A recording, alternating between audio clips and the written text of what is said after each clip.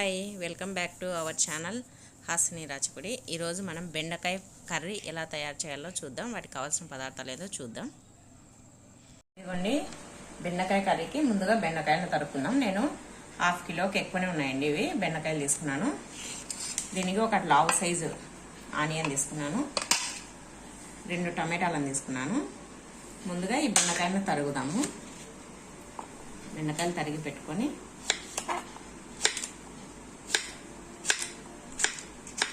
ముందుగా నేను బెండకాయలు తరుగుతున్నాను.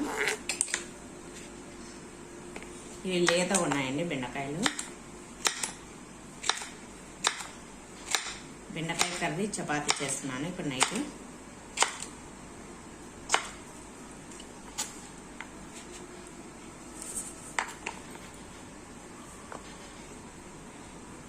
మీరందరూ ఏం చేస్తున్నారండి? మీరు కూడా రోజు ఆకుకూరలు కూరగాయలు ఎక్కువ తినండి. రోజు డే బై డే అన్నా చికెన్ తినండి. ఈ కరోనా టైంలో ఇమ్యూనిటీ బాగుండాలి కాబట్టి డ్రై ఫ్రూట్స్, ఆకుకూరలు రోజు ఏదో ఒక ఆకుకూర ఏదో ఒక రూపంలో, తాలింపునో పప్పునో ఏదో ఒక రూపంలో ఆకుకూరలు ఖచ్చితంగా తినండి.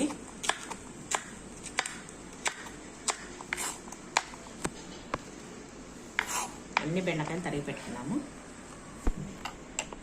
అన్ని బెండకాయలు అన్నీ ఇలా తరిగి పెట్టుకున్నాను. తర్వాత ఇక ఆనియన్స్ అన్నీ ఒక పెద్ద ఆనియన్ తరిగి పెట్టినాను, 2 టమాటాలని తరిగాను.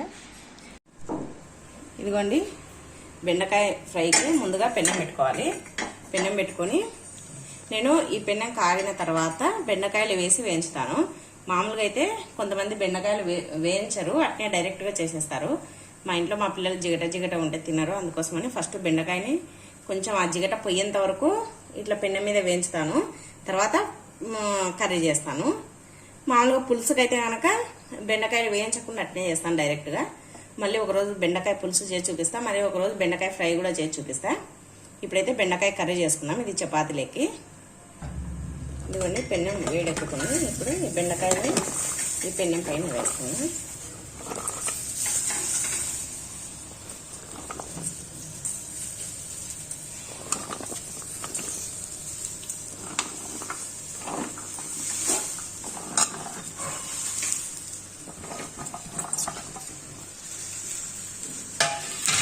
ఇదిగోండి, బెండకాయలన్నీ ఇలా వేసేసాను.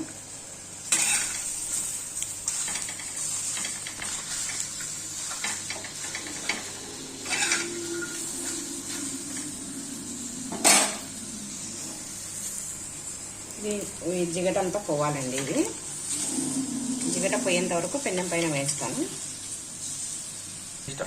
ఇదిగోండి, ఇలా వేగుతున్నాయి బెండకాయలు. జిగట అంతా వచ్చేసినట్టుదండి దీంట్లో ఉండే బెండకాయలు.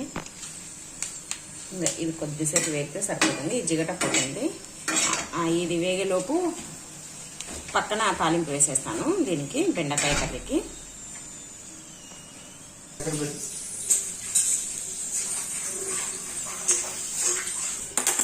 ఇదిగోండి, ఇంకొక స్టవ్ కడాయి పెట్టుకున్నాను.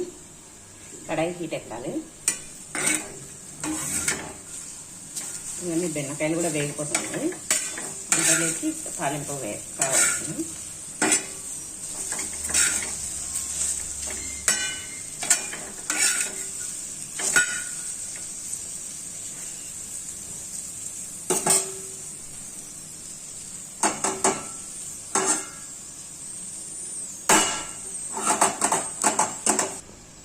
ఇదిగోండి, కడాయి హీట్ ఎక్కింది. ఇప్పుడు ఒక 4 టేబుల్ స్పూన్ల ఆయిల్ వేసాను. ఇదిగోండి, ఆయిల్ హీట్ ఎక్కింది. దాంట్లోనే జీలకర్ర, ఆవాలు,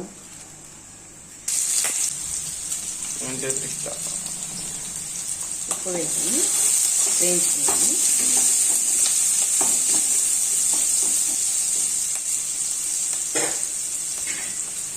ఇవన్నీ బెండకాయలు వేగిపోయినాయి, జిగట అంతా పోయింది. ఇప్పుడు స్టవ్ ఆపేస్తాను. బెండకాయలు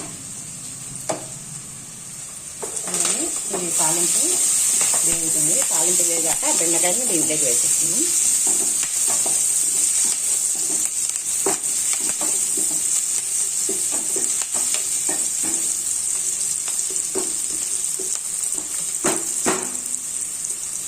ఇది వేగాలండి.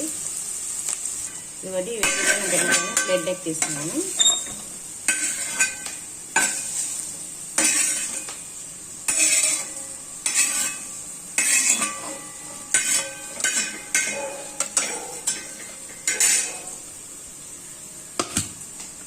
వేయించుకోవాలి. ఇదిగోండి ఆనియన్స్ వేగినాయి. ఇప్పుడు ముందుగా కలిపెట్టుకున్న టమాటాలు వేసుకున్నాం. ఈ టమాటాలు కూడా కొంచెం మగ్గాలి. ఇంకా నేను దీంట్లో వాటర్ చేయనండి. ఈ టమాటాల గుజ్జే సరిపోతుంది బెండకాయ కర్రీకి.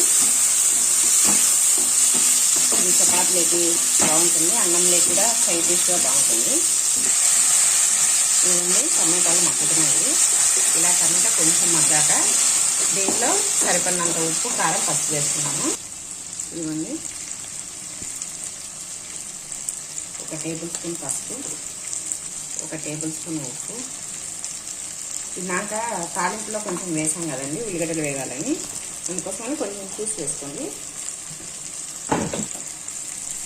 ఇది వేసుకున్నాక 1 టేబుల్ స్పూన్ కారం వేసుకోవాలి. వేసుకొని ఇవన్నీ బాగా కలిసేటట్టు కలుపుకోవాలి.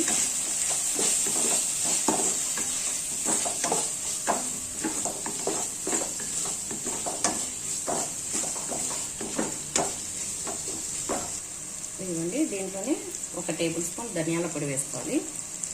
ఈ ధనియాల పొడి కూడా వేసుకొని ఒకసారి బాగా కలుపుకొని ఒక 2 మినిట్స్ మూత పెట్టేసి సిమ్లో పెట్టాలండి. ఇప్పుడు ఈ టమాటాలు, ఈ కారం అన్నీ బాగా మగ్గిపోతాయి. కారం అవన్నీ పచ్చివాసన పోతుంది. ఇదిగోండి 2 మినిట్స్ తర్వాత మూత తీసి చూస్తే ఇదిగోండి టమాటాలు అన్నీ బాగా మగ్గి ఆయిల్ అంతా పైకి వచ్చేసింది. ఇప్పుడు దీంట్లో ముందుగా వేయించి పెట్టుకున్న ఈ బెండకాయలు వేసుకోవాలి. సింపుల్ అండి ఇది బెండకాయ కర్రీ. చపాతీలకి చాలా బాగుంటుంది. మీరు కూడా ఒకసారి ట్రై చేయండి. దీంట్లో వాటర్ ఏం పోయాల్సిన అవసరం లేదండి, టమాటాల గుజ్జే సరిపోతుంది. ఇదిగోండి అంతా బెండకాయలంతా ఈ మసాలాకు పట్టే విధంగా బాగా కలుపుకోవాలి. ఇది బెండకాయలు వేయించడం వల్ల ఈ జిగటంతా పోతుంది. మామూలుగా అలానే చేసుకోవచ్చు, కానీ మా పిల్లలు వేయించితేనే తింటారు.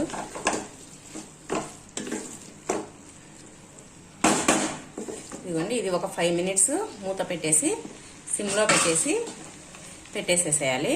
ఒక 5 మినిట్స్ తర్వాత రెడీ అయిపోతుంది. ఇదిగోండి మూత పెట్టేసాను. ఒక 5 మినిట్స్ తర్వాత తీసి చూద్దాం. ఇదిగోండి 5 మినిట్స్ తర్వాత ఇదిగోండి మూత తీసేస్తే పొగలు వచ్చేస్తుంది. బాగా మగ్గిపోయింది.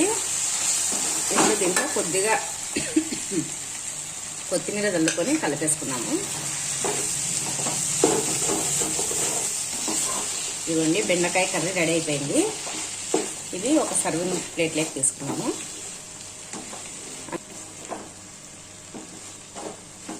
ఇదిగోండి సర్వింగ్ ప్లేట్లోకి తీసుకున్నాను. ఇదిగోండి ఎంతో టేస్టీగా ఉండే బెండకాయ కర్రీ రెడీ అయిపోయింది. ఇది చపాతీలోకి చాలా అంటే చాలా బాగుంటుంది. చపాతీలోకి, జొన్న రొట్టెలోకి, పుల్కాలోకి, వీటిలోకైనా బాగుంటుంది. ఇది సింపుల్గా తయారు చేసుకోవచ్చు. ఇదిగోండి కొత్తిమీరతో గార్నిష్ చేస్తాను.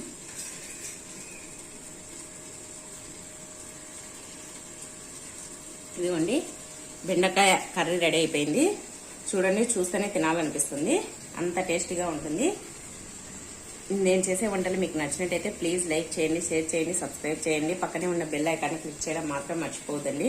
ప్లీజ్ సపోర్ట్ చేయండి. నేను ఇంకా మంచి మంచి వంటలతో మీ ముందుకు వస్తుంటాను. Thank you for watching.